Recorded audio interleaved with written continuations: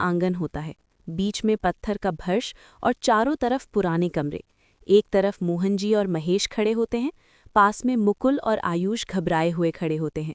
जमीन पर विवेक बैठा जोर जोर से रो रहा होता है और उसके पैर से थोड़ा खून निकल रहा होता है। मुझे बहुत दर्द हो रहा है, मुझे माँ के पास जाना है, माँ। अरे बेटा चुप हो जा, कुछ नहीं हुआ है, बस हल्की सी चोट है। विवेक, देखो मैंने दवा लगा दी है, अब तुम रोना बंद करो। लो थोड़ा पानी पी लो, सब ठीक हो जाएगा। मुझे माँ के पास जाना है, मुझे माँ के पास जाना है। हवेली के पीछे मिट्टी की छोटी सी कुटिया होती है। कुटिया के अंदर एक छोटा सा दिया जल रहा होता है। कमला देवी, मधुबाला और नेहा जमीन पर चटाई पर बैठी होती हैं। तभी हवेली से बच्चे के रोने की आवाज़ सुनाई देती है।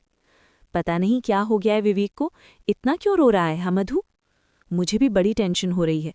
बहुत देर हो गई लेकिन वो अभी तक चुप नहीं हुआ। लगता है उसे बहुत दर्द हो रहा है, शायद गिर गया होगा। नहीं, मैं अपने बच्चे को देखे बिना नहीं रह सकती। मधुबाला जल्दी जल्दी कुटिया से निकलकर हवेली की तरफ दौड़ती हैं। हवेली के दरवाजे तक पहुंचकर वो अंदर जाने की हिम्मत नहीं करती और चौखट पर बैठ जाती हैं। तभी अंदर से विवेक लंगड़ाता हुआ भागते हुए आता है। माँ, अरे मेरे बच्चे, क्या हुआ तुझे? मैं खेलते खेलते गिर गया तो माँ, बहुत दर्द हो रहा है। अरे तेरे पैर में इतनी चोट कैसे लग गई? तभी पीछे से महेश, मोहन जी, मुकुल और आयुष आकर खड़े हो जाते हैं। हवेली में अचानक सन्नाटा छा जाता है। मधुबाला, तुम्हें पता नहीं है क्या? क्या हुआ? इस घर में तुम्हारा आना मना है। इस घर की औरतों को यहाँ कदम रखने की इजाजत नहीं है। लेकिन मेरा बच्चा इतना रो रहा था, मैं उसे बिना देखे कैसे रह जाती? श्राप भूल गई हो क्या? मैं कोई श्राप नहीं जानती, और मैं बस एक माँ भी हूँ, आप भी ये मत भूलो।